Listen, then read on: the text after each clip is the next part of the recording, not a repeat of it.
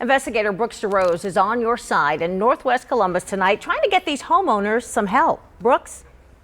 Yolanda, we have spent months investigating this Northeast Ohio company, all after last year strong storms pelted this Hilliard neighborhood. Now, we're told a sales representative started going door to door looking for business, trying to convince homeowners to let him up on the roof, and he did. He started looking around, then tried to get him to sign some contracts and ultimately sign over the insurance money. But months and months have passed, and many of these homeowners are still left in limbo, wondering if their roof will ever be replaced. And that is when we started investigating. We put on the pressure already. We've gotten one homeowner with a refund. Another homeowner had 3 pallets of shingles just like these show up at his doorstep. This cordless blind, about $15. This one, $50 or $60. Okay. Now I want to bring in what I like to call Brooks Jr. Let's bring him in here. I'm going to show you the hazard here. Here is someone that would be maybe 4 years old. Okay. He's heavier than I thought. Oh yeah, like a real toddler. So look at this. If these are tied, you could just imagine getting that stuck around his head. And that's the problem right there. Or some kids are just curious and they tie it around their neck. Right. And that's what we are highlighting in our investigation. Has it ever been discussed in any of your classes, undergrad or graduate school, what to do if you feel there's harassment, there's a threat, anything like that? Not at all. Never? Never. Not once. I've been here for 6 years. That's a problem. Yeah. I think it's very concerning. Hi, sir. Brooks Jarosz, ABC6 Investigators. How are you, brother? Good. Should you be picking up people on the street like this? No, brother. I don't do that. You just did, didn't you? No, they had, no, I don't do that, sir. This driver realizes he's been caught. Did you know this is illegal? Yes, we do, yes. Why did you do it then? Just go with the common sense.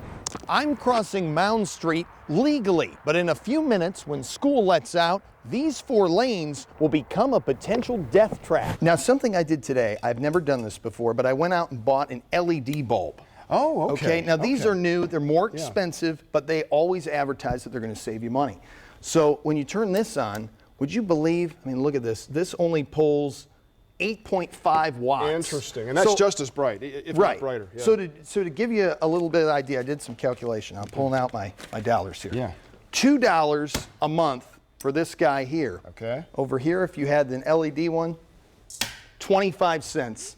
Only a quarter you're gonna per month. So over the long haul, if you have all these lamps in your house, you leave them on. Now I figured that on about 8 hours a day. So some people leave a light on at night or in their living room or something. That's what you're talking about. Interesting. All right, Brooks, thanks. Timer's always a good idea. Much appreciated. I think we're all saving some money here. ABC6 investigates a potentially deadly delay. When you call 911, you expect help right away. But what if you had to wait longer because of a computer glitch? Investigator Brooks Jarosz uncovers how lives could be put in jeopardy. Brooks? This is a story about time, when seconds count. Imagine as I'm talking, someone isn't breathing. When life-saving equipment fails without warning, the cost is measured in more than dollars and cents. 911, what is your emergency? Delay of information, critical information. When Columbus firefighters get the call,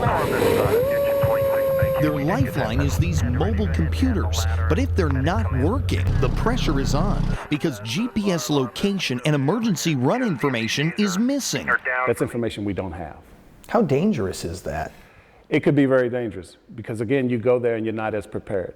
Or for that matter, you can delay saving a person's life. After several tips, ABC6 investigators requested city records and uncovered a pattern. Since 2010, we found at least 24 cases of computer slowdowns and connection issues. In one run, an ambulance was dispatched 2.5 miles away, but another squad was only blocks away from the emergency. On another day in 2012, all fire truck and police car computers crashed. Records say it happened for no apparent reason.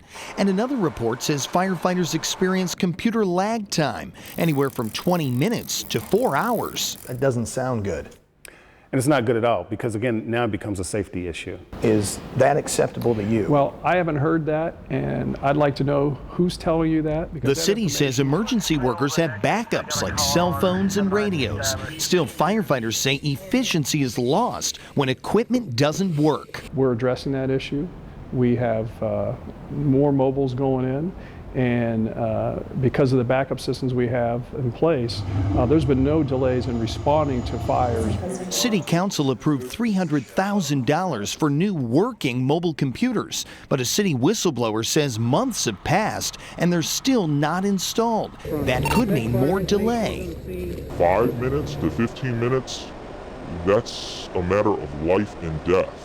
The problems we found aren't just on the street. Sometimes they start at the dispatch center when you call 911. Resident is non-responsive. In March at this nursing home, a woman wasn't breathing. They're back there now. They just need to call 911. That was at 5:41 in the morning. The 911 operator entered the information. We'll get somebody started. All righty, thank you. Little did the nurses know that no help would arrive. 15 minutes go by. Columbus Fire, what is the address of your emergency? Still no ambulance at the nursing home. We just had someone there. I don't know what happened. I don't know. We've been doing chest compressions for like an hour, it feels like. She's a full code. Please, somebody come and take over. Okay, we're going to get somebody over there to you. Okay, thanks. The patient died and a city investigation was opened months later, but emails explain critical computer information was deleted. The final report suggested the delay was human error, but an email in the report says it's impossible to determine what caused call information to not be accepted and dispatched. Help might not come because of this problem. The dispatch system was bought 5 years ago for $7 million. We uncovered reports of runs disappearing from dispatching computers. An email 3 years ago by a network administrator called it a very critical flaw that has serious effects. There's no excuse. This has been going on now since the system came online. When runs disappear from dispatching computers, police and fire can sometimes still see them on their mobile computers. They call in and respond. Records show years of service requests sent to the dispatch company with hopes of addressing this problem and others, like trucks being routed through closed roads, 5 extra rescue units sent to a scene, and a workstation locking up and crashing. A report says that delayed dispatching firefighters by 5 minutes, 49 seconds. There's 2 suspicious characters in front of my house. This call had a 20-minute delay getting dispatched. They're still there and nobody's came by yet. And I was wondering, why has nobody came? Okay, we're going through shift change right now, and as soon as we get an officer available, we'll get one out there. We have a very robust, very efficient system, and we're very proud of it. Do you have any concerns? No, none whatsoever. There have been more than 500 documented problems in 5 years. That includes the entire system blacking out for nearly an hour.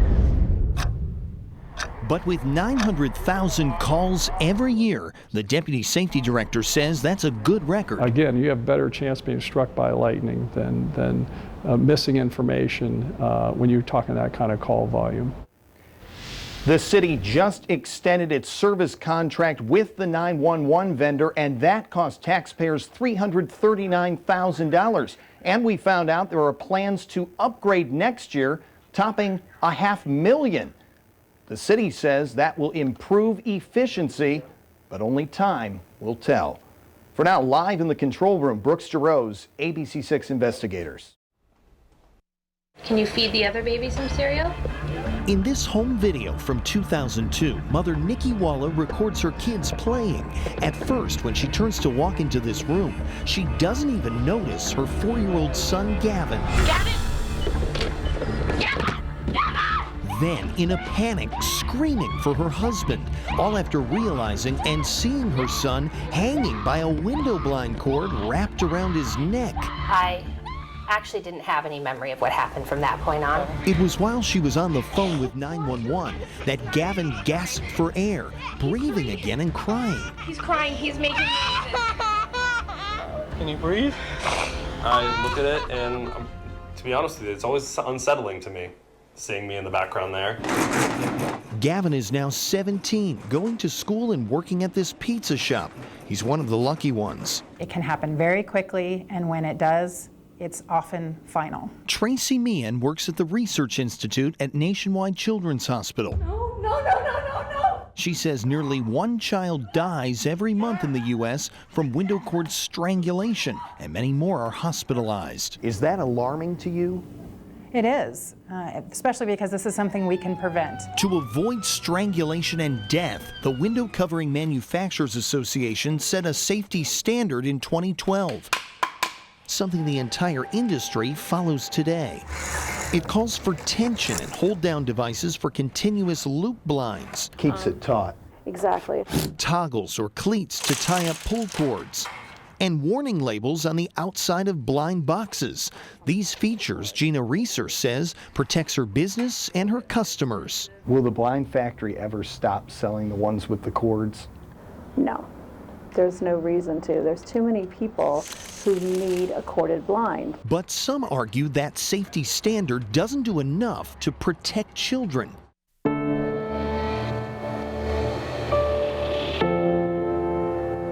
In an instant, our life was changed, all because of this. Sally and Jim Reese know that all too well. He was obsessed with parachute guys, G.I. Joe guys, Army guys. He had an adorable smile. He had a little dimple when he smiled. It was at their Ohio home, summer of 2003. Charlie was 4, playing in a back room. Sally, Jim, and their older daughter were watching TV, and Sally was pregnant with twins. So Jim went to check on Charlie and made a horrifying discovery. I just saw him by the window. I didn't realize what happened. The Reeses think Charlie jumped off a couch, pretending to be a paratrooper with the cord tied around his neck. He was purple. His lips started to turn purple. It was just hard. And then the paramedics came and started to work on him some more. He was flown by helicopter to a Cincinnati hospital, but Charlie didn't make it.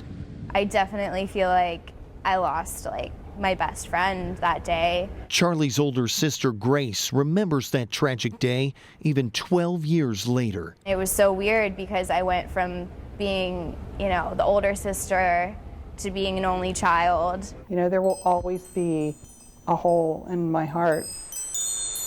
Parents are not to blame for this hidden hazard. Consumer Product Safety Commission Chairman Elliot Kay was startled by case after case. He's pushing for a new mandatory standard that would ban blinds with cords. That would require regulatory action and cooperation by the industry. I'm counting on them to do the right thing. Today, a wide variety of blinds are made and sold. Some have added convenience and safety features. That includes more expensive cordless ones. You can also do Roman shades in cordless. If a corded blind is chosen, custom blind companies are required to install these cleats in your home. But then it's up to the parents to actually use them. We went shopping and bought this corded blind for $5. It has a safety warning label. The cordless option was $15, and it also has a safety warning label, something it doesn't even need. The Consumer Product Safety Commission says that creates confusion. One of those products is safe for children and one is not, but you would never know that by looking at the box. Documents show the industry took aim at the proposed ban on corded blinds, accusing regulators of not knowing the industry and calling the analysis flawed. She's wrapping the cords. Until then, Kay worries children will keep getting strangled. We want to end the uncertainty and we want to end the deaths. And the way to do that is to only have safe products on the shelves. Because of that product, we no longer have our child. Just calling my little Charlie bear. Just give him a big hug and tell him I love him. Cordless blinds, of course, cost a little more. The industry says banning corded ones cause people to keep older, unsafe blinds. It also says the elderly and those with disabilities need cords. Manufacturers insist deaths and injuries are going down with an increase in education, Bob. You know, it's funny, Brooks. I got a blind the other day, and it came with all of these different warnings on it. And Warnings is that everywhere. really necessary? Well, obviously, we see it's very, very necessary. Sure. Is that the extent of the education we get from manufacturers? Well, warnings, as you saw, are on both the corded and cordless, even though maybe cordless doesn't need them. But you can also look now, the industry is doing something different. They're putting the Best of Kids sticker. It's a new program to try to encourage parents to pick up the ones that are safe for kids. Now, some other manufacturers have taken it a step further. Target and IKEA have already taken these off store shelves. They're only selling cordless, and others like Walmart, Home Depot, and Lowe's have pledged to do the same over the next 3 years. But as you can see by this press release from 30 years ago, we've been talking about it for decades, and now we have 3 more years we have to wait until some of these products are off store shelves. So the bottom line is, if you're a parent, you're going to have to spend some extra money, but boy, it is worth it to go with the cordless. Absolutely. And you're not done with this yet. No, we aren't. We've been working in collaboration with ABC News, and Brian Ross picks it up tomorrow night. You don't want to miss a special investigation on Nightline, deadly delay, children at risk. It's really a story every parent needs to see. It really is. Brooks, glad you're doing it. Thanks so much. Thank you.